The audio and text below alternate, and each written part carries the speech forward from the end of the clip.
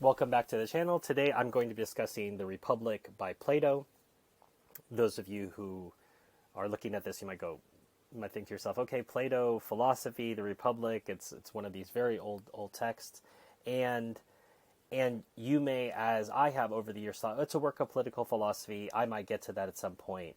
But I think, and I'm certain one of my mentors, professors, must have told this to me, but this book is really the first utopian novel. And I say that in all seriousness, that Plato is proposing an alternative way of living in government that is going to solve all our problems. And if we look at all the inheritors of that trope, they're just copying the same idea in different ways, in different universes, in different worlds, in different realities. But we're going to control our environment and make a better world. 1984 is an inheritor of the Republic. And so, given my love for the dystopian, utopian genre, I am surprised at myself that I didn't come back and read the granddaddy of all utopian novels, The Republic. Yes, it is certainly a work of political philosophy. It is, but it's more than that. And that's why I non-jokingly say it's the first utopian novel, because we're going so deep into the ideas of what it means to live in society, who is going to rule us, why they should have certain qualities, how we are going to bring those qualities about. The Republic is also a book that's so discussed in Western culture and civilization that you will be familiar with ideas from it, even though you did not know that the idea came from this text. The most famous being the allegory of the cave. So the allegory of the cave comes from Book 7 of the Republic, but it discusses the idea of how we know truths, and Plato situates us, or rather, should I say Socrates, because Socrates is telling the story and Plato is telling us what Socrates is saying, but for purposes of this review, I'm going to say Plato. So we talk about people who are in a cave, they're chained to the wall, and all they can see on the face of the cave wall are these reflections, which they come from the fire that's in the cave and the shadows. When I say reflections, I should say shadows from the fire that is people passing at the entrance of the cave. But if someone is unchained from the wall and they are led up that passage and they are brought out into the world of light, at first it's going to be blinding because they're not used to so much light. They've been in the dark of the cave. But as their eyes adjust, they will see things as they are, not as they appear to be. Right? Reality and appearance. This is an obsession for Plato. And that once you see things as they are, you can't ever go back to how they were. And if you're familiar with the story of the Matrix, this is this red pill, blue pill idea that once you've seen the real world, you can't go back to the fake world. And this all dates back to the Republic. So that's just one example of an idea that is deeply involved in Western culture, something that is subconsciously accepted. People know it, but they don't know where it came from. It came from Plato's Republic.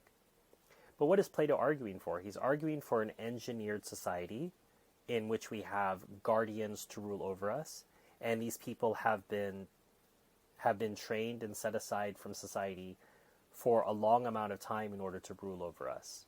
Now, what is fascinating about this time period in the Greeks is they have not necessarily had ideal political systems themselves. They've had wars to contend with, and civil wars and foreign invasions, and yet they are still contemplating what is the best life and what is a way for us to construct a way so that everyone can live their best life.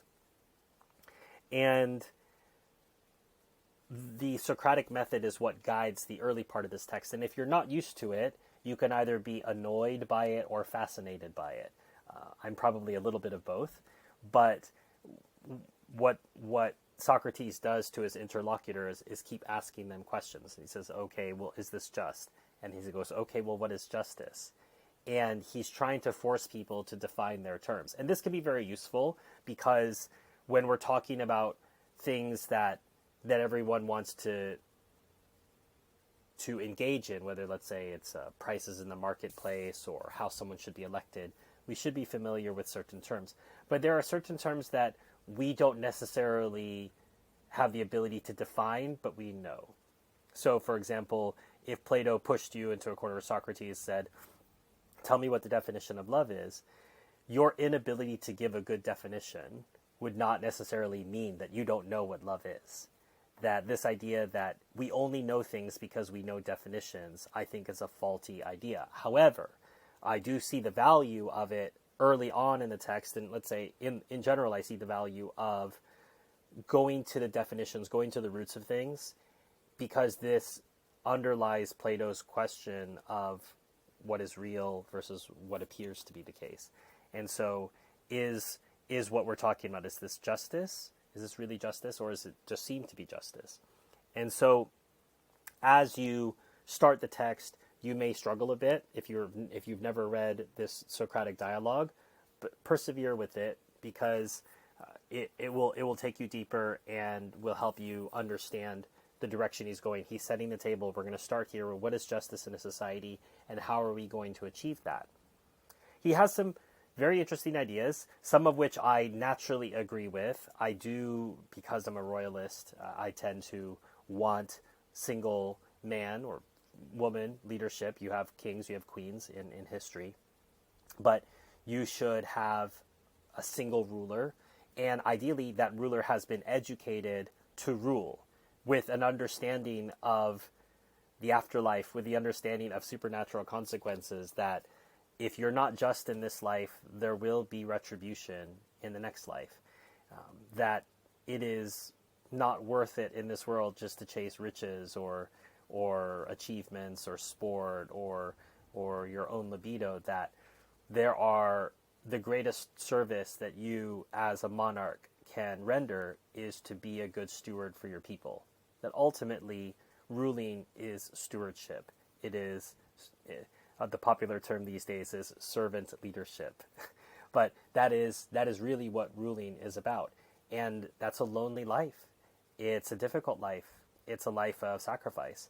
And the greatest monarchs that we've had in history have all understood that. And the very greatest have become saints, because they understood that not just deeply personally for themselves, but they tried to realize that for their countries as well.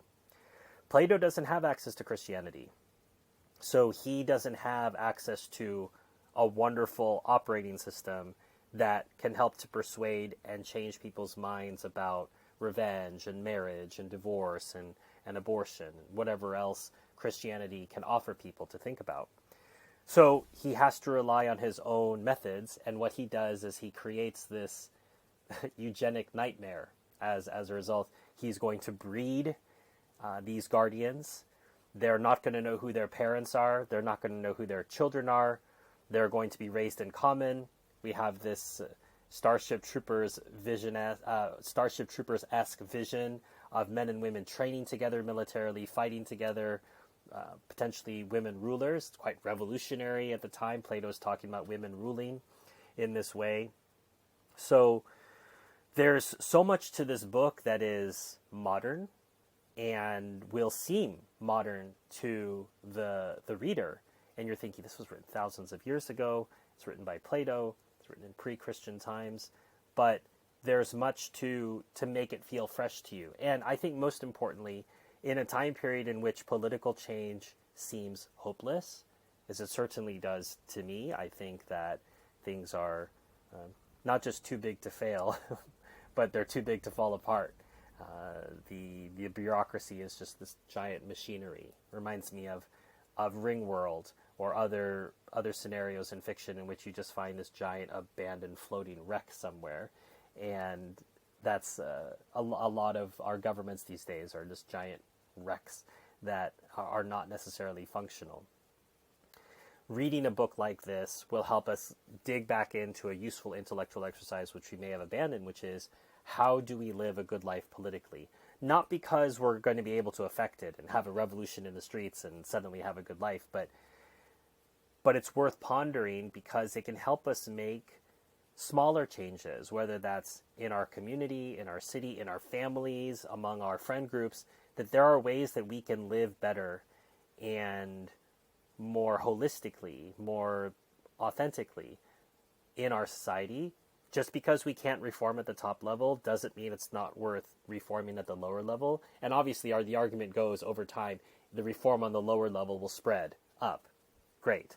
But rather than look at that, this is what gets people excited, and they go put their red shirts on or their blue shirts on, and they wave their red and white signs, and they think that some great change is going to happen, when the reality is the greatest changes we're ever going to make are interior, for ourselves, for the people close to us, and that those are the changes that really matter in life, not these big, exciting changes that really have nothing to do with our daily lives.